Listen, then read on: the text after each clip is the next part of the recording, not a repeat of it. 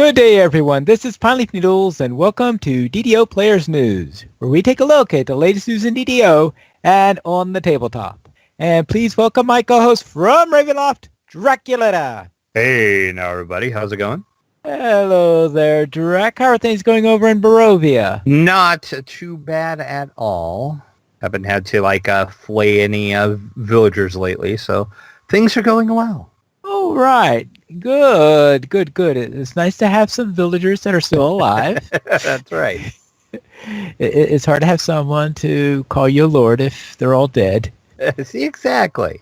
Then let's go and see what the latest patch is, because I heard that we had Update 37 Patch 4 released last week. We did, and it actually brings a lot of stuff. The biggest part of the patch is the anniversary dungeon, and the anniversary, yay, 12 years of DDO. That is freaking amazing. So congratulations to Standing Stone Games and all involved for 12 years of DDO. That's awesome.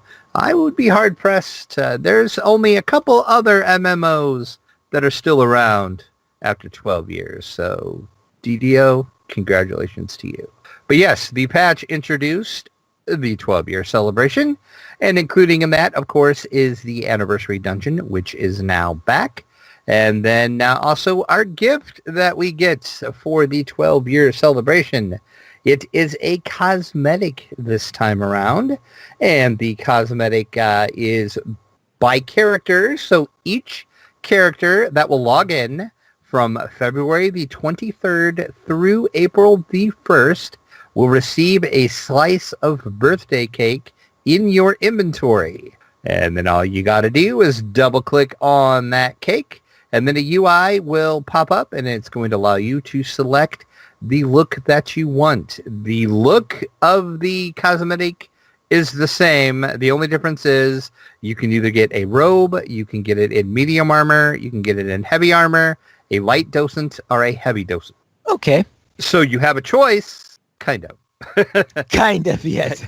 You kind of have a choice. You're going to get the same looking item, but it just, if you have a Warforged or whatever, of course, you're going to choose one of the docents. So your Warforged can wear it. You wouldn't really choose the robe because, it makes sense. So, but yes, once again, that is every character. So if you want this for all of your characters between now and April 1st, you're going to want to log in. All you have to do is just log into the game, and you look in the inventory, there's a slice of birthday cake, click it, pick what you want, and you are good to go. And you have confirmed that the cake is not a lie? The cake is not a lie. This is true. For once, the cake is not a lie. All right. Elsewhere in the patch, the favorite soul got a little change. The hit points provided from Stout of a Heart and the spell points provided by Purity of the Spirit are no longer removed on death. The Fighter Vanguard, Shield Rush, 2nd and 3rd ranks DCs now properly scale off of your highest attribute modifiers. And we have some work on combat. Death fatalities have returned. What? Monsters now have a 25% chance when killed by a magical attack to do a special death fatality, such as freezing solid and then shattering or dissolving from acid. Okay, and we did confirm this when we were playing on Wednesday, since we had a couple that... We did. Yeah. It happened. So what this means is they fixed the cold spells. Mithri from the damsels can celebrate. They finally fixed the cold spells. So henceforth, this patch shall be known as the Mithri patch. And then all effects that dispel or ward against rage have been updated to include an updated and more consistent set of rage effects. The animation for shield charge has been improved. Monster champion damage over time. Hit effects now have an internal cooldown and will no longer apply multiple attacks from one multi-projectile spell. Action boost and other activated statistical boost will no longer pause melee attacking, and monsters will now only investigate breakable sounds at medium range. Previously, they could hear those sounds from great distances, which would cause unintended chain pulls as they would path to investigate. Now, here's my question. Okay. It says that, actually, maybe you haven't got to this yet. Sorry, I'm at quest area. Maybe you better continue on that. Okay. Well, we will get to quest in a second. Some item changes as well. The disease immunity now works properly on the purity filigree when using items with newer scaled vampirism. Construct characters are now healed with repair energy, and undead characters are healed with negative energy instead of the normal positive. And during potion drinking held items, they will fade off and reappear at the end of your animation. The icons for the Vistani totems have been altered.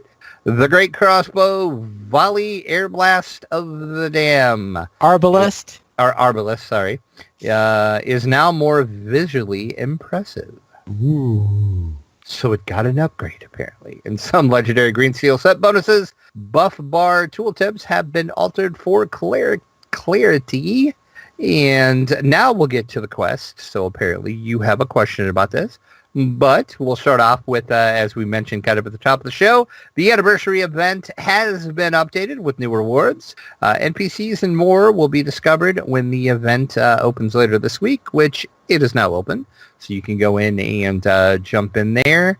And they do have some new rewards. And I have not actually run the dungeon yet, but from what I've heard, they did make a couple changes to the dev battles in the dungeon. So, like I said, okay. I actually hasn't ran it yet myself, but we'll see. All right. Then Mr. Ravenloft got a little bit of work. Undead should now be properly damaged by healing on Legendary Elite and Reaper difficulties. Transport NPCs have been moved inside of the taverns in Barovia. Yay! Don't have to step outside anymore. You can just talk to them right inside the the tavern now. Old Baba's Hut now properly displays in the Adventure Compendium. So here's my question. Sure.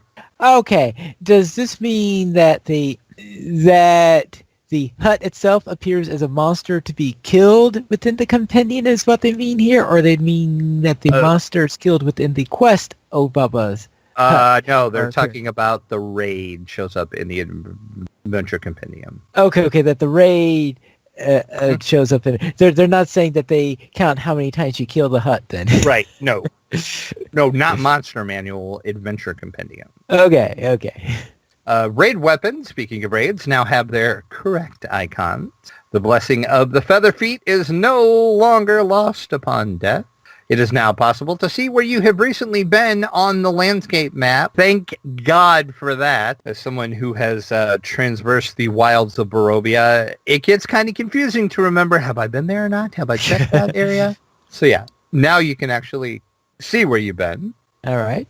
They have fixed an issue with the Ravenloft exit signs where you could return to Evening Star, even if your character had never been to Evening Star. That would be kind of awkward. Ravenloft exit signs now have additional teleport locations available, including return to your guild airship and other Ravenloft public spaces. So that's kind of a cool change as well. Yeah. Trap control panels in Death House have been adjusted to face the correct directions, which as many times as I ran that, I didn't notice that the trap boxes were in the wrong direction, but okay. Signpost in Barovia now correctly point to the Wizard of Wines and Yester Hill, and it's harder to cause dungeon alert during the final fight in the Wrath of Earth. That is a good change as well. And the Anarchist card is no longer erroneously called the Antichrist card now in the the objectives of an invitation to dinner. The Tempest Spine and Legendary Tempest Spine did have a change. A dimensional door now appears at the start of the raid after Swordjack dies. And Swordjack will no longer leash in the middle of combat. Now, concerning the Antichrist, I think that Strahd would be a good candidate for that role. He would, actually. Yes. So maybe they shouldn't have changed that. Maybe they just should have. But you never know. And then Assault on the Slave Lords. I have not ran those quests in a while, but they got some work. Some tweaks have been made to monster placement, which make it somewhat less likely to trigger red dungeon alerts while playing. Frida will no longer look confused after the Umber Hulks are killed. That is a funny one as well. Fixed an issue in the Assault on the Area of the Slave Lords, where some players were unable to see the Mudmen, and some dungeon alert changes have been made in Part 1 of Temple of Elemental Evil. They made some changes to dungeon alert changes in Temple Elemental Evil 1. All right. So I'll have to check that out. Yeah, I don't know if that means you can trigger it faster now, or you're less likely to have a dungeon alert. I haven't done Temple of Elemental Evil in a while either. I'll have to run both of those. I haven't run either one of those for a while. And let's see. Dragonborn potion drinking animations have been updated, and they will now hold the bottle correctly. Ooh. Because it is important how you hold your potion bottle. What, you need to have your pinky sticking out or something?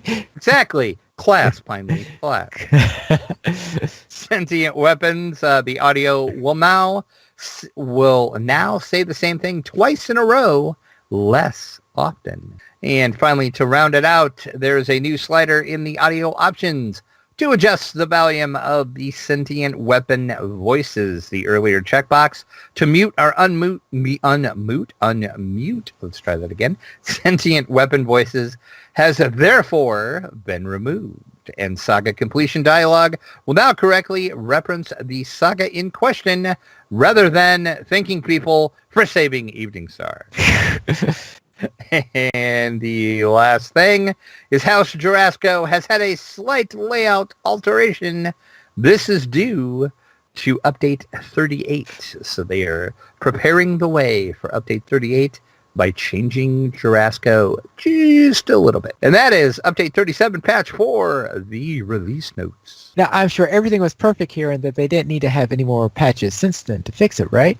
Well, they had a patch, but it really wasn't to fix any of this. Well, actually, kind of it was, because it did affect the anniversary event a little bit. Oh, yes, okay. We had a patch today, if you did not know. We had downtime on Monday from 9 to noon, and it did a few little updates. It fixed an issue where no audio would play when you equipped the Sentient Jewel of the Kobold, which that is kind of awkward if you want your sentient weapon to talk to you, and there's no audio playing, so I can see why they fixed that. The Sentient Jewel of the Kobold now properly shows its name and XP in weapons it is slotted into. Also fixed an issue where the characters that had consumed a +7 ability tome were unable to consume a +8 ability tome. And the 12th anniversary cosmetic reward now has its proper icon. And they also fixed some clipping issues in the new House Jurasco. And Reaper difficulty, the maximum cost to reset Reaper enhancements is now 2 million platinum. Huh? 2 million? Yes. So if you want to reset all of your Reaper enhancements, 2 million platinum. It is really possible to get 2 million platinum? I've never seen that much platinum, but I'm sure there's a lot of people running around with that much, apparently. Good grief.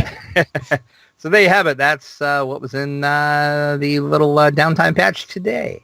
Then let's head into the DDO Chronicle, issue 272, where we have this rather dingy dining hall, it looks like. I'm really surprised they didn't use, I bet next week they'll use something from the anniversary event. I was shocked that this one didn't have it, but we're still on Ravenloft in our title headers for our Chronicle. In the game news, of course, like we just talked about, it is the 12th anniversary of DDO. So that means the DDO anniversary dungeon is back. There is new loot in there. And, of course, we get our free gift as well. We've already talked about that. So we'll move on to the community spotlights. Many players suffer from cats blocking their screen. Bolo Grub is finally doing something about it. Look over to see what he has done about his cat blocking his screen. His cat blocking his screen. Boy, that is going to be quite a... And also massively OP recently wrote about DDO in a new Perfect 10 article. So check that out and see what Justin Alvabetti had to say about DDO over on Massively. Voodoo Spice wrapped up his ASMR project, and Strim Tom is talking about the Babala Saga raid.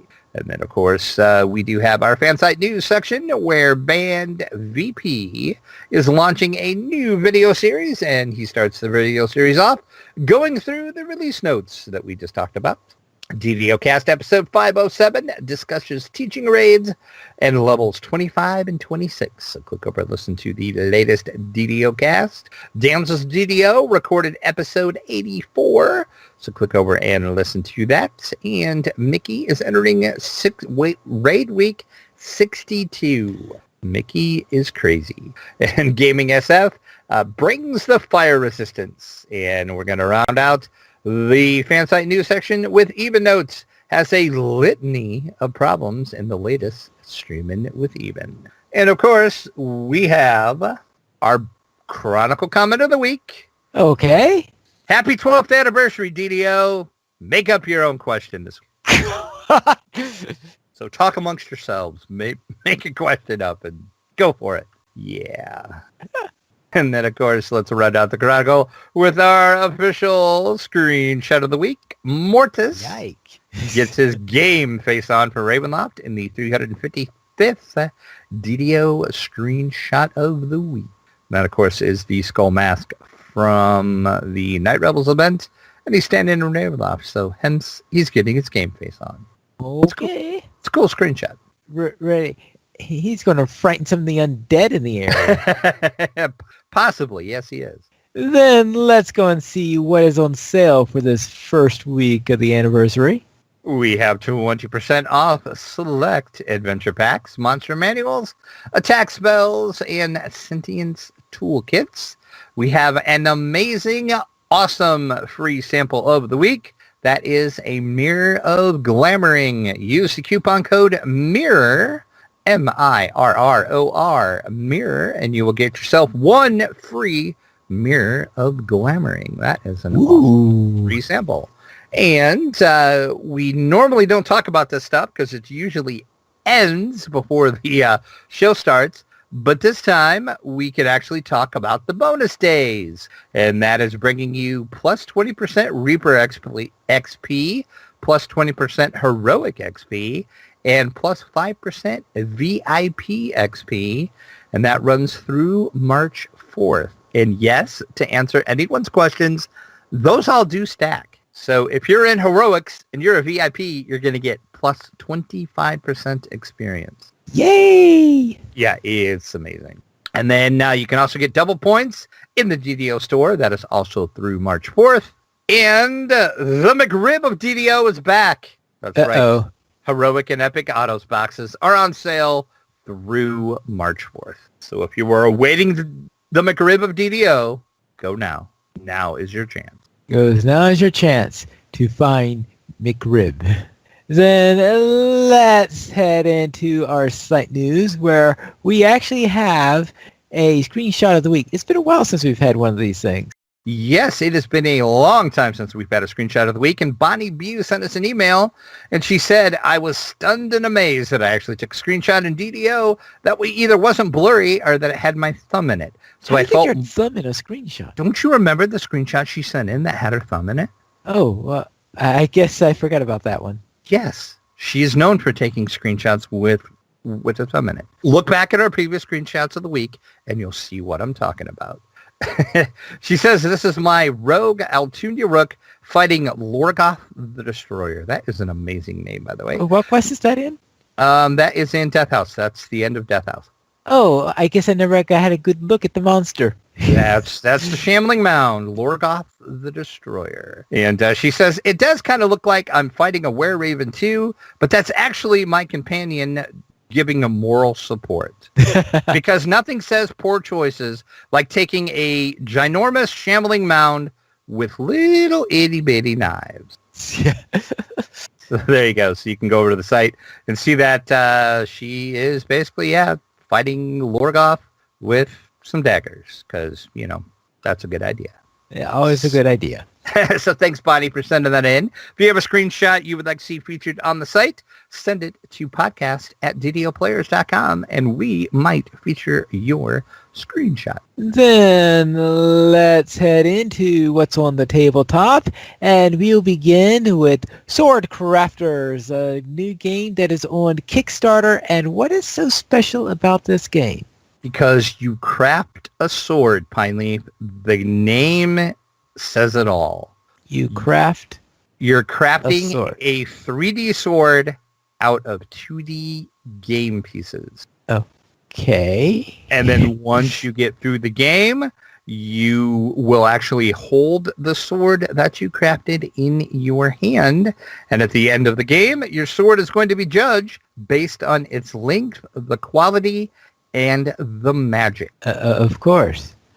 So not only is it a board game, but you also make a cool sword as well. And gameplay is really simple. You are starting the round with a grid of sword tiles, each showing a different colored gem. The sword tiles are the 2D pieces that you are going to use to craft your 3D swords. And then, as I said at the end, you're judged by the length and the quality of your sword. This is up on Kickstarter now. As of this recording, they have 22 days to go, and they are about 80% of their goal. So if you want to craft cool 3D swords and swing them around and play a board game at the same time, check out Sword Crafter. We also have that Geek and Sundry has announced their International Tabletop Day promos. And is there anything really exciting in here? There is a lot of good stuff in this, and International Tabletop Day does happen on Saturday, April the 28th. And if you go to your friendly local game store, if they bought some of these packs, your game store has to buy these to actually have these available, which most game stores do. But some, choose not to, so your miles may vary on that. But there is a game called Sparkle Kitty that has a variant box, and that's from Breaking Games. Sagrada promos come from Floodgate Games. Wonderland is an exclusive game that you'll only be able to get during International Tabletop Game Day, and that comes from Renegade Games.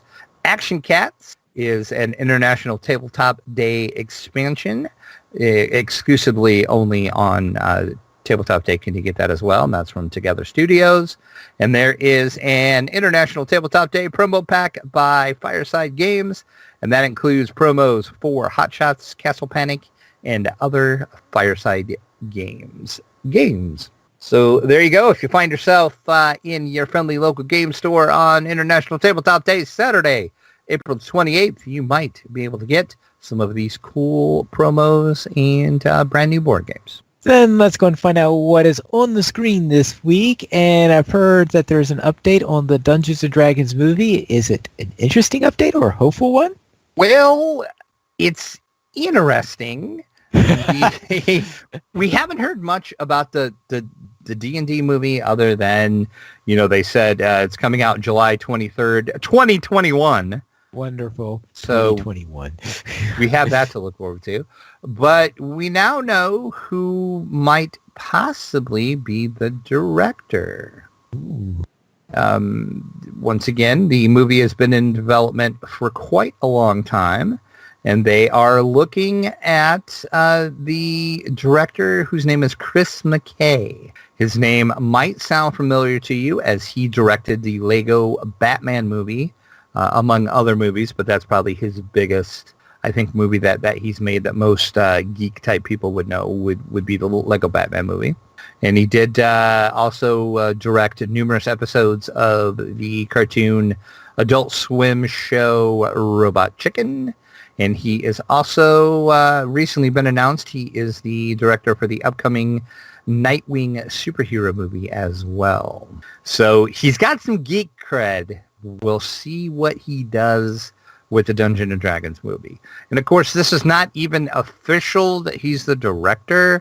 They're just in talks with him to direct it. So in a couple weeks, we could be talking about a whole new guy. But everything I've read and all signs are pointing towards, he's actually going to be the guy that directs it. But as I said, don't be holding your breath for it. D&D movies hitting theaters July 23rd, 2021. But then there was also some other interesting news. Do you remember probably 4 months ago, maybe, we talked about Joe Manganiello, and he was like saying he wanted to make a D&D movie himself, and then he tweeted an image of a script he was working on, and it was based in Dragonlance, so people are thinking, oh my god, are we going to get a Dragonlance movie? Well, we don't know for sure, but all we do know is he tweeted a picture of himself with, and I will read what he put, the two architects of my childhood, the authors of the Dragonlance novels, Margaret Weiss and Tracy Hickman. Okay. So he's hanging out with Weiss and Hickman. He wants to make a Dragonlance movie. Makes the mind race, doesn't it? It makes the mind. It sounds like someone in negotiations to make a Dragonlance movie. But good luck with that, because the rights to Dragonlance are a mess. So we'll see. That they are a mess. Yeah, we don't have time to go into the whole right issue with Dragonlance. That would take about 2 hours to try to figure out and explain. It's a mess. That messy.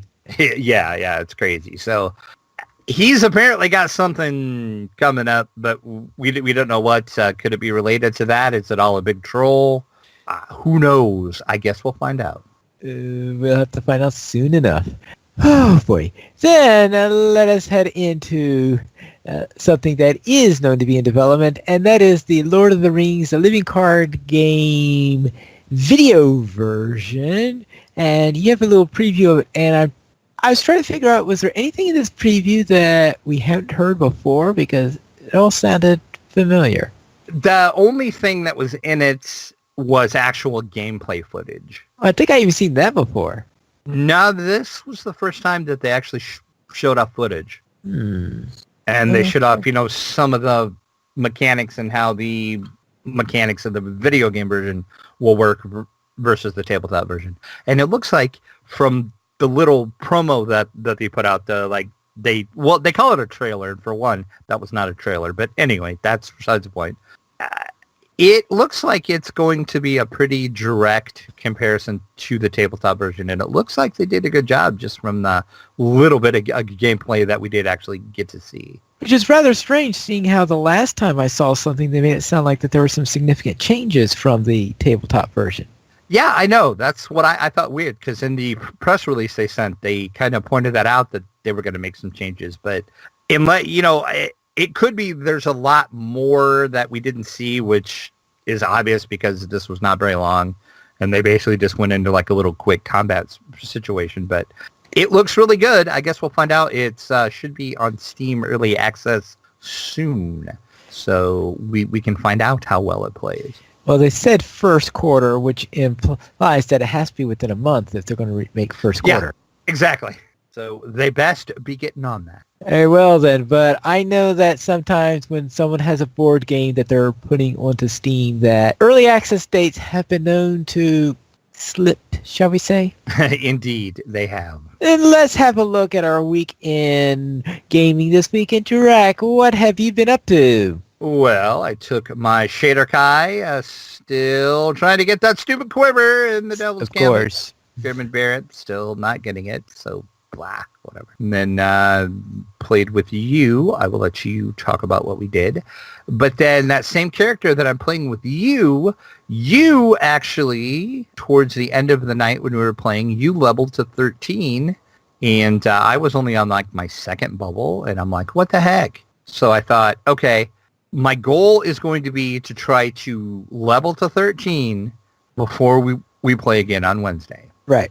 And I did that. Yay! Actually, what helped is the bonus that is now on. I got a crap ton of XP for that bonus. But yeah, I ran the House Juresco quest. I did And the Dead Shall Rise, From Beyond the Grave, Red Willow's Ruins, The Grave Robber, and Dreams of Insanity. And I have not ran Dreams of Insanity in I don't know how long. And that is the quest that I got a crap ton of experience for. So I was happy I picked that one because I was looking and I'm like, okay, I'll go run that one because I only needed like, I think 10,000 more to level. So I'm like, okay, I'm almost there. I'll run this one. I'll see where I'm at. And then maybe I'll just go do some Slayers or whatever. So hop into Dreams of Insanity. After I remembered how to do the quest, I'm like, oh yeah, it's this quest. Okay. So I'm running around killing stuff, doing whatever. I finished the quest. I got over 13,000 experience for that quest. And I was like, holy crap. So I leveled. So there we go. So now I am 13 as well. So we are even again. So we can continue on whatever we're going to do on Wednesday. And that's really all the DDO that I played this week. I was going to hop into the anniversary dungeons and stuff, but I didn't even do that yet. So hopefully this week. Did play a little bit of 7 Days to Die over on our Hot Mess server. We had another Horde night. And this one was insane. That is the best way to put it. We had so many zombies. The server was almost catching on fire because I couldn't keep up. We had radiated cops that were like just shooting and melting our defenses down. And it was insane. We survived, but an insane Horde night, as Horde night should be. And then I forgot to mention last week, in the last Horde night that we did, I died, but I didn't die from zombies. What? You would think you would. No. Patrick, our good friend from DDO Cast, he killed me. He blew me up. He blew you up. He blew me up with a stick of dynamite. You're not supposed to throw dynamite at your allies. Yeah, exactly. But in his defense, though, it was during Horde night. I was standing on some boxes by our spikes and our fence. And I was like, shooting down over that. And he was a fair distance away from me. And we had like this big, massive horde of like radiated people that came in. And they're like the hardest zombies to kill. So he was like, I'm going to throw some explosives in to see if I can't take out a good group of them. So he yelled, fire in the hole. And I jumped back. But apparently, I didn't jump back far enough because I was still in the blast zone. So I died. So yeah, that was pretty awesome. So yes. So now, mental note to self during Horde nights, watch out for your teammates, especially Patrick, because he will kill you. Okay. And then played some tabletop. Played Wakening Lair. That is an upcoming game coming from Rather Dashing Games. I'm not going to talk too much about it now because there is a review that is going to be posted tomorrow on Tuesday. So you can check out the review. It is a dungeon crawler. I will say that. You have 12 cards that make up your dungeon, and you randomly shuffle those and lay them out. And then you open up rooms and you go through the dungeon. You're fighting monsters. You're getting treasures. And then at some point, the dungeon will awaken. And if you turn the monster awaken cards over, then in the 12th room is where you have your boss. And then you flip the boss card over and to see what the boss is. And then that's when all sorts of things happen because the boss wakes up. But that's Wakening Lair. It's a new dungeon crawler coming from Rather Dashing Games. And as I said, on Tuesday morning, I will have my review up for that, so you can see more about it. I don't want to spoil it. And then also played Buffy the Vampire Slayer, the Jasco version that came out last year. Not to be confused with the Buffy the Vampire Slayer Milton Bradley game that came out in 2000, or the Buffy the Vampire Slayer card game that came out from Upper Deck. No, this is the board game from Jasco. That was super fun. We actually didn't finish though because it was getting too late and people had to leave. So I want to play that again. But yeah, it's fun, especially if you like Buffy. You are trying to. You have your big bad, of course, that is the ultimate goal, and then you have the monster of the week that you also have to try to kill as well, and then you have to try to save Sunnydale townspeople as well, and they move around the board. The monster of the week moves around the board. When you do certain actions, the big bad will make it harder for you. He'll spawn more monsters, or they will, I guess, not all males, but they'll spawn new monsters, or they'll do other things. So fun game. So that is Buffy the Vampire Slayer from Jasco. And that is really all I did this week. So how about you, Piney? Hey, well, we will begin with my Asamar favored soul. I was hoping to get a little bit more done with that character this week, but all I did was part 1 of Temple of Elemental Evil, where at one point I got a little bit on the lost side. I don't know, and I stumbled into the dreaded entrance of the Gatling Ballista. Well, of course you did. And of course, as soon as I heard it was try to, okay, jump out of the way, but apparently lag hit right at that moment, and so I couldn't get out of the way in time. And I was just beep, beep, beep, beep, beep, beep, pulp. So therefore, I am going to have to go in and try again. And with you, we went to Lord's March Plaza, where we ran Blockade Buster, Undermine. It's during Undermine where I leveled up to level 13, and then Assault on Summerfield. So therefore, that took me up to 13. Then in Minecraft, I continued working on the second level of the dungeon to the Temple of Elemental Pine. I'm making pretty good progress on getting closer and closer to the end of that. My goal is to finish the second level by the end of March, and I think I should be able to do that. I did manage to complete a mini game that I had started several months back and then abandoned for a while, and that was a mini game where you toss ender pearls at a target, and the idea is to get to all 7 targets within 16 tosses. So you have 1 stack of ender pearls, and you try to get all the way through.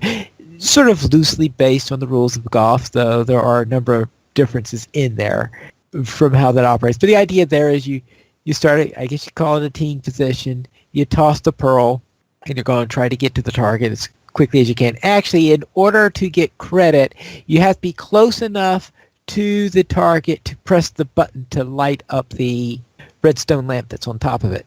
So that's how I determined whether or not you've actually made it there. Then I also did my recording for the March Minecraft Parkour Challenge for it. You know how my record is with Minecraft Parkour Challenge. I tend to get killed about halfway through or something like that. And this month we've got this strange custom world, and this world has really weird rules to it because all of the valuable minerals because usually the valuable minerals are near the bottom of the world. Well, in this case, they decided to put them on the top of the world. They put this on this extreme hills. So therefore, you have these spikes going up all over the place that go up into 200 blocks high. And if you want diamonds, you have to go up to 200 blocks high in order to find them.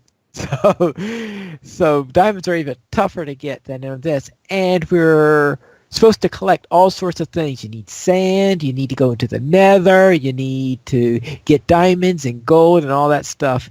And if you want to see how well I bumble my way through it, we'll have that going out all the way through March. And of course the target is to have 9 episodes, assuming I survive long enough to have all 9 of them. Then in tabletop, I didn't have access to my main play area much this week because I packed it away so that because the person upgrading my internet had to have access in order to do that area, and my table is right above where my internet input area is. So I didn't get much tabletop done this week, but I did get to play a game of Aeon's End where I failed to kill the Carapace Queen again, which means my attempts for the month of February to kill the Carapace Queen ended in failure.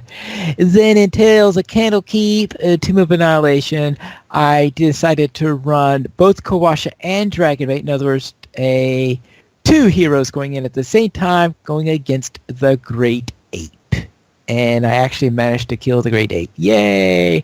So therefore, I guess at some point going into the next quest soon after that and decide what characters I'll take into that. We currently have 18 supporters on Patreon. If you'd like to help support DDO players, simply go to the donations page where you can support the Players Alliance on Patreon. There you will find rewards, including a mention on the podcast your choice, or be a guest with us for an episode of DDO Players News. This week, we did not have any emails, but if you'd like to send us one, you can send it to podcast at ddoplayers.com, and you can also follow us on Twitter, the Players Alliance at Players Ally, DDO Players at DDO Players, Dracula at Dracula_72, and Pineleaf at Pineleaf Needles. The Players Alliance has 3 live shows every Monday at 8:30 p.m. U.S. Eastern Time. We have DDO Players News. Every Saturday at 8:30 p.m. U.S. Eastern Time, we have Loto Players News. And every other Thursday at 9:30 p.m. U.S. Eastern Time, we have XP Quest. And we also have a new show on the first Tuesday of each month at 9:30 p.m. U.S. Eastern Time, which is Chromatic Bits. And a new show is this pre-recorded video game music podcast. We have the first episode, but you could click a link on the show notes. And we, of course, have a new one come up when we have the second episode next week. And you can join us for our live shows at ddoplayers.com/live. And that is all for tonight. And this is Pilot Needles reminding you to quest responsibly.